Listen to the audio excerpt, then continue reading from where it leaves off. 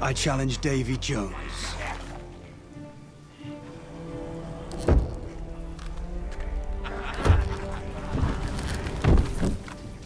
I accept that, Doc.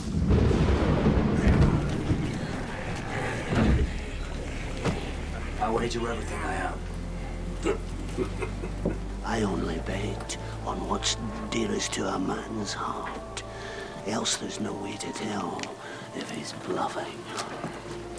What a man is willing to risk, or not to risk, that's a measure of his soul. Try it again, one more time. I'll say one more time right away. I think it's important to create the same kind of fun and environment that you had in the first movie. And since we created these wonderful pirates that turned into skeletons in the moonlight because they were cursed, we had to find something else to replace that. Davy Jones is wounded so deeply. He's famous in mythology for having torn out his own heart in an effort to never feel that way again. 100 years before the mast. Will ye serve? I will serve. Davy Jones is this marvelous character that was created by Gore and Ted and Terry and animated with the geniuses up at Industrial Light and Magic. We made the decision on this film to cast actors to play the parts, and they're in the shots playing the characters, and we're going to put our CG versions over the top of them. Liar! Bill Nighy makes him a real character, and yet you really can't see the real actor. So that's a very difficult thing to do, and when you see Davy Jones, you'll realize how brilliant he pulls this off. Jack Sparrow. When Bill Nighy was cast, we wanted to incorporate his face into it. So we ended up mimicking a lot of the signature features in his face. Very high cheekbones, sort of elongated, chiseled jaw, but then the jaw has to kind of flourish out into this massive tentacles. So we started breaking apart how we were going to come up with translating from the artwork to a three-dimensional model. So we start with scanning the actors, and that's a process where you're collecting three-dimensional information. They put you on the platform, and you can see your body forming on the computer screen, so you're now cyber-scanned. So they then have what they call all of your information. They have all of your data. Nice. Excellent. And then from there, it branches out into a lot of different departments. Our job is to give it the textural quality. So in looking for Davy Jones' skin, one of the other painters was getting coffee, threw his coffee cup away, looked in the trash can, and there was a coffee-stained styrofoam cup. And he just thought it looked interesting, so he took it, scanned it in the flatbed scanner, brought it into Photoshop. I saw him using it, and I said, "Hey, Ron, what's that? It looks great." He's like, "Oh, it's a dirty coffee cup." And so I brought that in. What we're looking at here is the actual result of scanning a chunk of that dirty coffee cup. And you can see if I turn the layer on and off, it takes what's kind of a milky, not too defined image and turns it into more of an interesting pattern. All that work with the coffee-stained styrofoam cup gets applied right here on the face of Davy Jones, right here. This is all part of the pre-production, and then eventually you're getting into shots. Background action and action! Then you're a poor captain, but a captain nonetheless. Have you not introduced yourself all these years as Captain Jack Sparrow? If you start with a really good cast actor like Bill Nighy, he owns that performance. You can condemn an innocent man, a friend, to a lifetime of solitude in your name while you roam free. Yep, I'm good with it. Shall we seal it in blood? I mean, ink. My working costume is a deeply attractive grey tracksuit.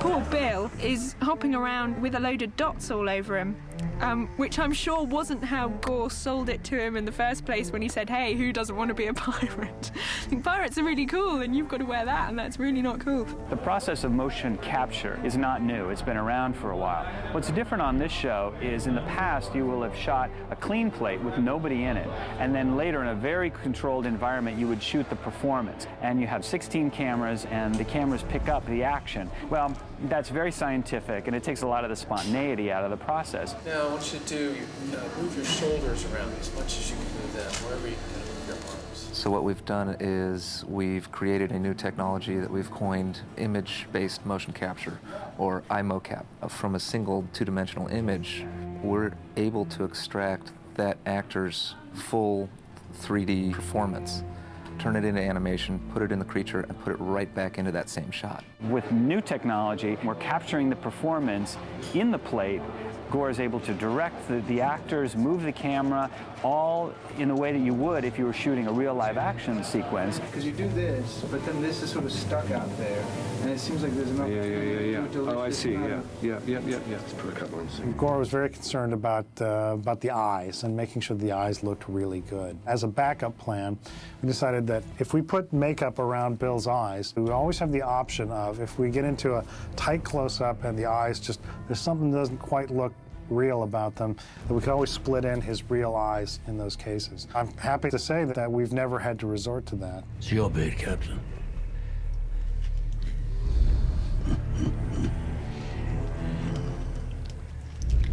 Four. Everybody thought Davy would be this big, serious, ominous sort of character, and Bill's kind of made him really funny and unique and odd. Your son was fortunate enough to find a ship, and yet not so fortunate as to find land. He does a lot of very interesting, quirky things in the movie. Price. And they're the kinds of things that if what amounts to a committee is working on that later, that somebody would object to it. Because it's a communication between Gore and Bill on set, and they work this out, I think we get a higher level of performance that doesn't get sort of discussed to death. He's like literally the man of 1,000 faces. Like every shot, we're discovering some new facial expression, and we have to make new controls to get that expression. We're recreating the entire facial performance with almost 700 shapes. Anything from raising the cheeks to blinking the eyes to moving a small portion of the lip. It can only be a woman. He would probably be uncomfortable to know how closely studied his face has been by a whole group of people here at ILM. You go frame by frame, watching the performance, listening to the dialogue over and over. It can only be a woman.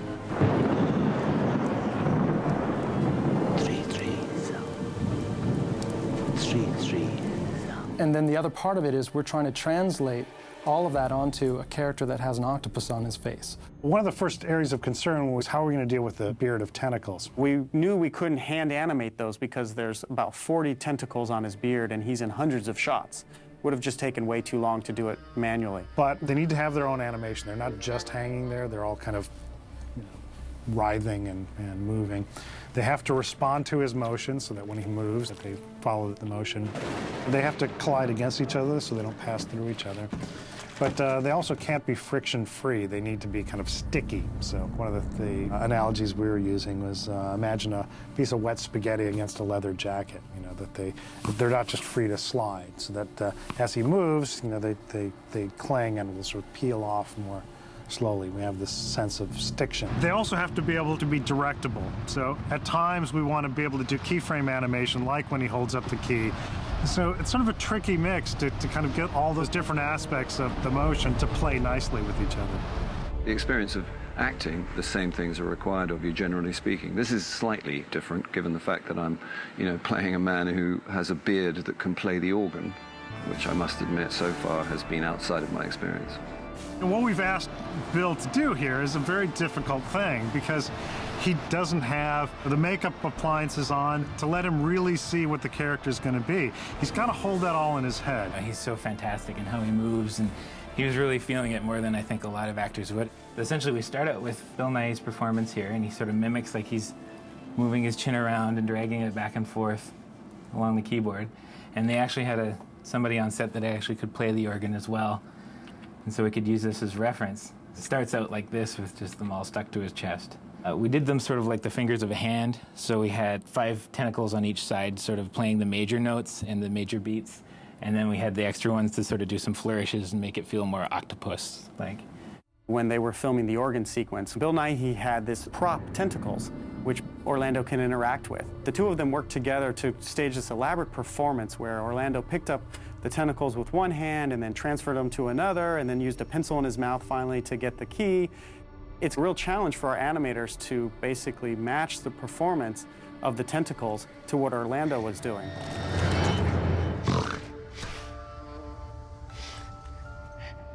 Right now we're doing scoring, we're doing our visual effects, we're doing our mix, we're doing our color timing at night. The entire post schedule is kind of stacked vertically. There's really no time. Normally we would, we'd love to fly up to ILM and kind of do this in person. But this is the next best thing. So we have these transmissions scheduled, usually once a day. Okay, so this is pretty close. I think we've made a lot of improvements to it. Some of the last work that's being done is better shadow. Is it going soft before the rack to Orlando, or is that correct? No, it's racking right at the rack, I think. Yeah, it's sort of racking at the same time his fingers are racking. One of the challenges, or actually one of the better parts for me anyway, and the crew, the compositing group, was that Gore was a compositor. And so it's been a little bit of a challenge because we know that he's going to nail us on certain things, but at the same time, we like working for him. Now this is super close here. We're just, last thing we're working on are kind of drips and splashes. Interesting translucency on the uncircumcised unit here. Yeah, I mean, this happens a lot in these sort of backlit situations. Is it too much? My only question is, does it make him a little too fragile calamari? That's coming from a separate pass, so we have control over them. Let's just knock it back 50%. That translucency right in there. So that we're looking at these eyes, which are really dark. Yep, okay, no problem. People are going to look at this character and think that's the most amazing makeup job ever done. But in fact, it's not makeup. It's a computer-generated character. Ready? Action. Whoa. Action. Back away. And then Bill comes through. Crowd opens a little bit.